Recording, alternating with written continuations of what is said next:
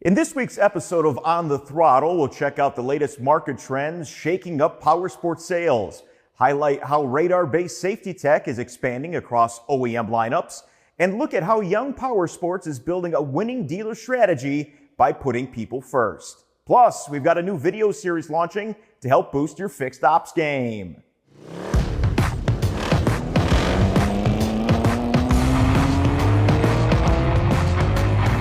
Hi everybody, I'm your host Randy Zemnick.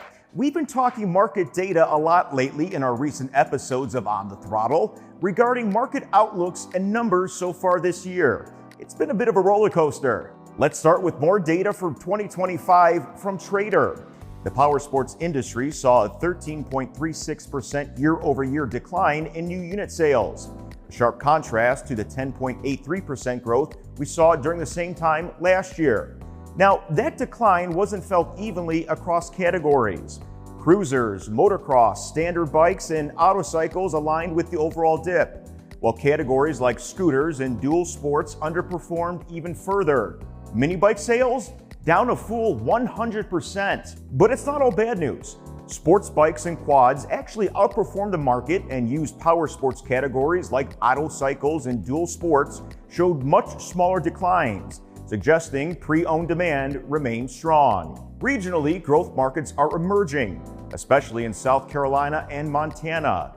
Cities like Butte, Sumter, and Florence saw triple-digit year-over-year growth.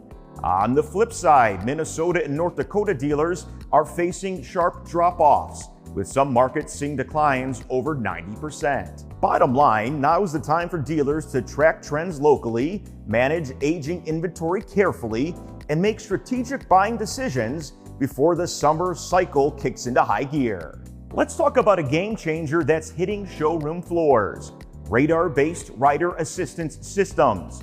Radar isn't just for cars anymore, it's now improving safety on two wheels, with Piaggio Fast Forward, BMW, and Kawasaki among the OEMs leading this front.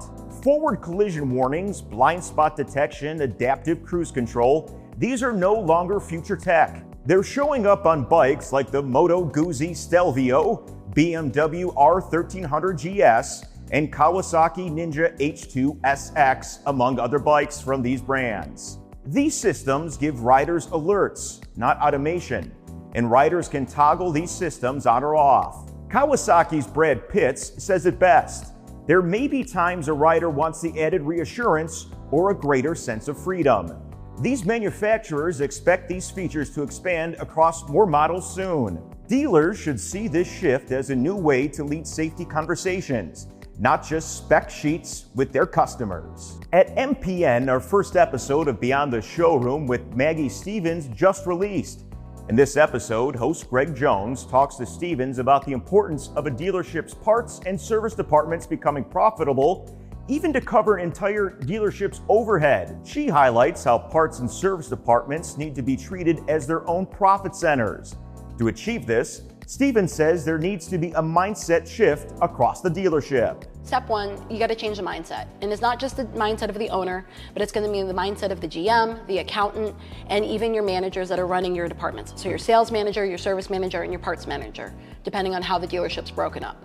So have a meeting with them and say, hey, we're going to evolve. You never want to say change, because change scares people because they don't know what to expect. So we're going to evolve, and parts and service are now going to become their own little profit centers, and so we're going to treat it as such. Be sure to catch the full first episode of Beyond the Showroom on our website or YouTube channel. New episodes premiere weekly.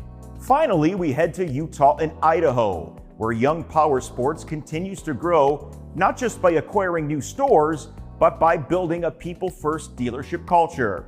The group now includes 8 locations across the region and carries brands MV Augusta, KTM, Polaris, Sea-Doo, and now Sherco, its newest brand. What really sets Young Powersports apart isn't inventory, it's their team. Jeremy Pulsifer, GM of the Layton store in Utah, puts it this way: nothing we carry is unique. What's unique is us. The group emphasizes training, customer experience, and creating an outlet for fun, something Pulsifer says keeps powersports relevant even when the economy tightens. Over in Burley, Idaho, GM Cale Satterwhite adds that Young's multi-location structure gives them a big edge in inventory and service, highlighting how the dealership group manages inventory as a team. Young Powersports proves that in today's market, the right people and a little fun still go a long way. That's a wrap on this week's On the Throttle. Be sure to check out the full stories of these highlights and more on our website, motorcyclepowersportsnews.com. Don't forget to like and subscribe so you'll never miss an episode. Thanks for watching.